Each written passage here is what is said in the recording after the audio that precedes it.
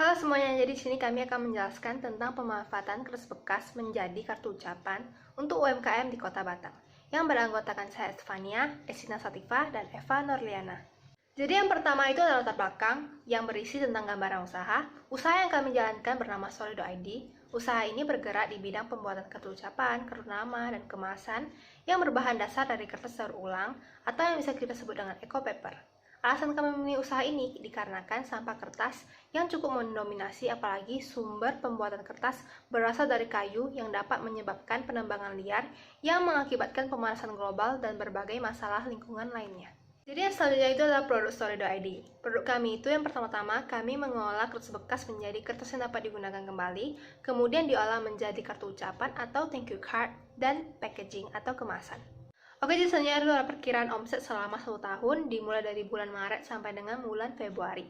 Jadi pada bulan Maret itu kami memproduksikan thank you card sebanyak 17.000, kemasan 12.000 dengan memperoleh pendapatan sebanyak 23.950.000 dengan pengeluaran 5.739 dan cash flow sebanyak 18.211.000.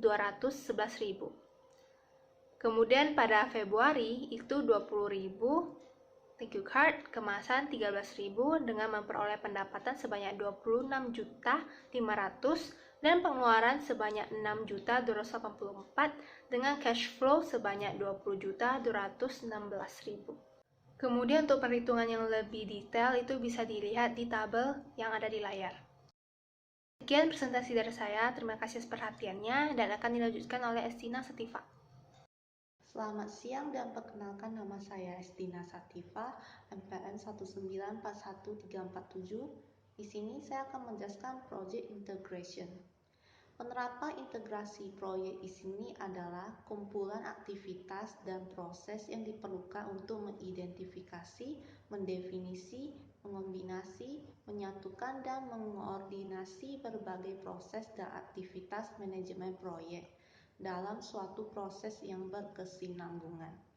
Jadi dalam konteks manajemen proyek, integrasi di sini adalah hal-hal yang berhubungan dengan pengendalian, konsolidasi, komunikasi, dan tindakan integratif untuk mengontrol eksekusi dari proyek, cara pengelolaan target, dan kebutuhan proyek. Selanjutnya adalah project charter. Yang pertama adalah dapat meningkatkan keuntungan, yang kedua adalah meningkatkan daya tarik dan nilai jual dari produk, yang ketiga dapat mengurangi angka pengangguran dan sumber pendapatan para pengepul kertas bekas. Baik, selanjutnya adalah penerapan etika bisnis dalam Story.id.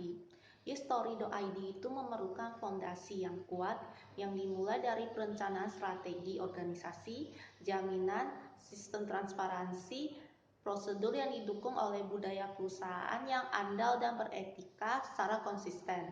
Di sini kami meyakini bahwa dasar praktik etika perusahaan akan menguntungkan bagi perusahaan baik secara jangka panjang maupun jangka menengah. Dikarenakan oleh 4 faktor berikut. Yang pertama adalah mampu menekan biaya akibat kemungkinan terjadinya perselisihan baik internal maupun eksternal. Yang kedua adalah mampu meningkatkan motivasi pekerja. Yang ketiga dapat melindungi kebebasan dalam berdagang sesuai dengan peraturan. Yang keempat adalah dapat meningkatkan keuntungan dan persaingan yang sehat. Oke, selanjutnya adalah metode pelaksanaan Human Resource Management. Di sini ada jenis kegiatan dan penanggung jawab. Yang pertama adalah observasi online pada bulan pertama oleh Eva Norliana. Yang kedua adalah mencari ide dan merancang bisnis pada bulan pertama dan kedua oleh Estefania. Yang ketiga adalah membeli bahan dan persiapan peralatan oleh Eva Norliana dan Estina Sativa, saya sendiri. Yang keempat adalah menentukan kos penjualan pada bulan kedua oleh Estina Sativa, saya sendiri. Yang kelima adalah komunikasi dengan customer di sosial media dan platform oleh kami bertiga pada bulan ketiga. Yang keenam adalah desain produk pada bulan ketiga oleh Estefania. Yang ketujuh adalah proses pembuatan dan packing pada bulan ketiga oleh Estefania dan saya sendiri.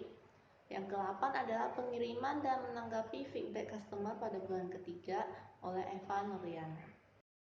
Oke, nah selanjutnya saya Eva Norliana, NPM 1941367 dari kelas 4 MNMF akan menjelaskan tentang metode pelaksanaan dari atau jadwal kegiatan dari Story.id. Jadi seperti yang kita lihat di sini untuk Story.id itu ada observasi online itu di hari kedua, terus untuk kayak mencari ide dan merancang bisnisnya itu kami di minggu keempat. Terus untuk membeli bahan dan persiapan peralatan itu kami ada di minggu kelima. Terus untuk kayak menentukan kos penjualan itu kami ada di minggu kedua. Terus melakukan promosi itu kami biasanya melakukannya itu di minggu kelima. Untuk orderan dari customer itu akan muncul setelah di minggu ketujuh. Lalu melakukan pembayaran itu di minggu ke-7, terus proses pembuatan di minggu ke-7 juga, proses packing dan pengecekan kami lakukan juga di minggu ke-7, terus produk dikirim di minggu ke-8-nya. Nah, selanjutnya di sini metode pelaksanaan yaitu berupa analisis SWOT-nya. Di sini strength atau kekuatan dari Story.id sendiri yaitu kami itu ramah lingkungan, unik karena desain sendiri, terus harganya juga bersaing. Selain itu ada weakness-nya, kelemahan dari kami yaitu proses pembuatannya itu cukup memakan waktu karena kami made by order. Kemudian belum terkenal pesaing yang sudah ada karena ya memang usaha ini tuh baru banget. Terus ada opportunity di sini kami masih belum banyak pesaing karena seperti yang kita lihat untuk trading card sendiri itu masih minim pesaingnya. Kemudian baik untuk para pecinta lingkungan. Nah, di sini tuh daya tariknya dari si Story.id tersebut. Terus untuk trade-nya kurangnya persiapan sama pendanaan yang masih minim karena dana di sini didapat dari hanya ketiga para CEO-nya. Untuk project procurement story.id itu ada yang pertama itu mengumpulkan data supplier. Jadi di sini kami mengumpulkan data supplier terlebih dahulu. Kira-kira supplier mana saja nih yang akan kami hubungi dan tentukan, dan juga itu datanya itu didapat dari internet maupun didapat dari rekan-rekan yang kami kenal. Terus selanjutnya kami menghubungi kontak para supplier. Jadi di sini kami kira-kira tuh menentukan gitu kan supplier-supplier mana saja tuh sambil kami mencari data kira-kira berapa harganya dan sebagainya tuh dilihat dari kami ketika menghubungi kontak supplier tersebut.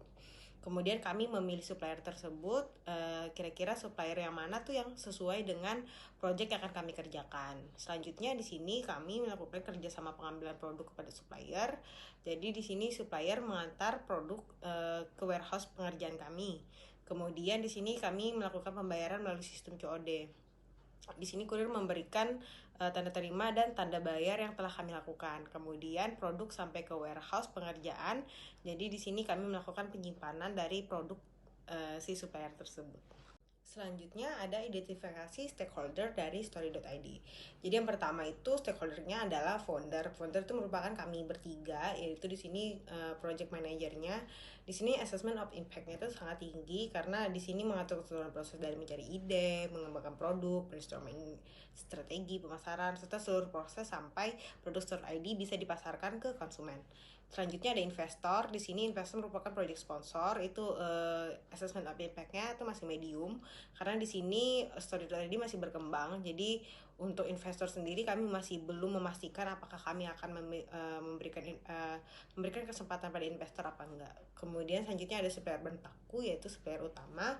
Di sini assessment of impact-nya itu sangat penting dikarenakan kualitas bahan baku yang dikirimkan mempengaruhi proses dari pembuatan produk Story.id serta ketepatan waktu dalam proses produksi sehingga bisa dikirim ke tangan konsumen. Sekian presentasi dari kelompok kami. Terima kasih.